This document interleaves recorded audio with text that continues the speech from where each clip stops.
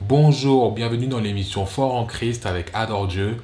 Moi, c'est David et nous allons parler aujourd'hui du fait d'être cohérent en parole et en acte.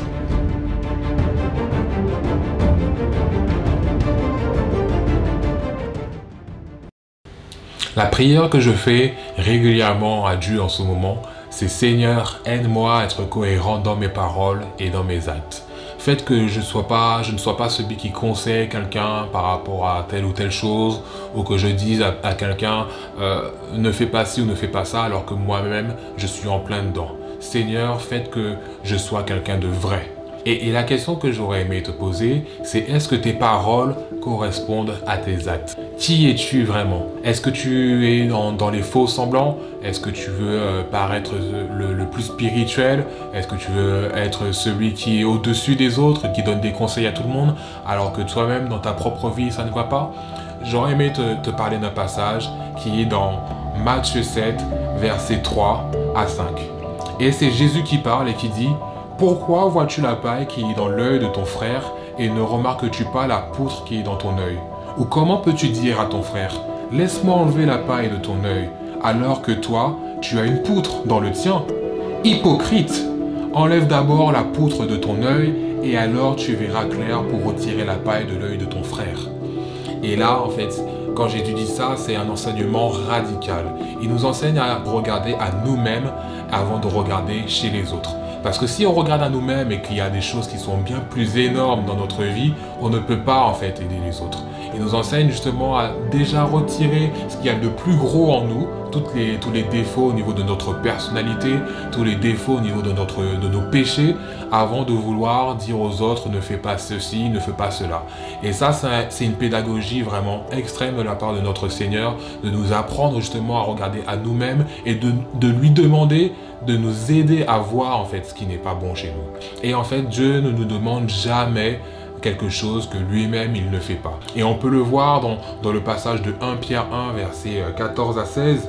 En enfants obéissants, ne vous conformez pas aux désirs que vous aviez autrefois, quand vous étiez dans l'ignorance. Au contraire, puisque celui qui vous a appelé est saint, vous aussi soyez saints dans toute votre conduite. En effet, il est écrit, vous serez saints, car moi, je suis saint.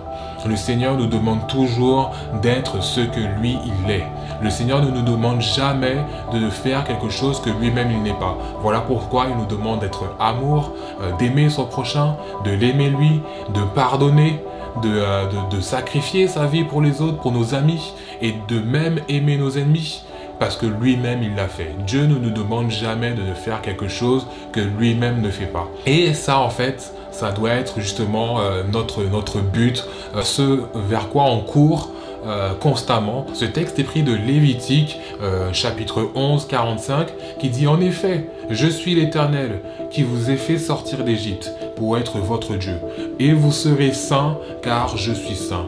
Dieu nous demande d'être saint car il est saint. Dieu ne nous demande pas d'être quelqu'un alors que lui-même il ne l'est pas. Et si je peux vous encourager par rapport à ces textes, c'est de justement regarder à vous-même pour voir les choses qui ne vont pas dans votre vie, de demander à Dieu de vous révéler les choses qui ne vont pas dans votre vie avant de vouloir justement aider les autres et courir après les autres alors que vous-même vous n'êtes pas cohérent quand vous dites les choses à faire. Et au moment où je vous parle, je sais pertinemment que des personnes vont directement se sentir concernées par ces choses-là. Ou pas du tout. Et c'est pour ça qu'il faut demander à Dieu de vous révéler en fait les choses qui ne vont pas dans votre vie avant de vouloir aider toutes les personnes qui vous entourent. Aider les autres, c'est une bonne chose. Parce qu'on peut s'encourager mutuellement quand on vit des difficultés, quand on est malade. Rien n'empêche en fait de pouvoir s'encourager même en ayant un défaut dans notre vie. Mais être dans l'objectif de vouloir toujours reprendre les autres alors que nous-mêmes dans notre vie ça ne va pas et qu'on ne se remet pas en question, là c'est un problème. Et n'oublions pas le premier passage qui a été lu. Si on veut vraiment aider les autres, il faut d'abord déjà s'aider soi-même, demander à Dieu de nettoyer, de vider tout ce qu'il y a en nous pour justement être vraiment cohérent dans nos actes et dans nos paroles. J'espère que cette vidéo vous aura encouragé à regarder et à garder les yeux fixés vers Dieu. Si vous voulez donner d'autres conseils autour de ce thème dans les commentaires, n'hésitez pas et je vous dis à la semaine prochaine pour une nouvelle vidéo. Et en attendant, soyons tous forts en Christ.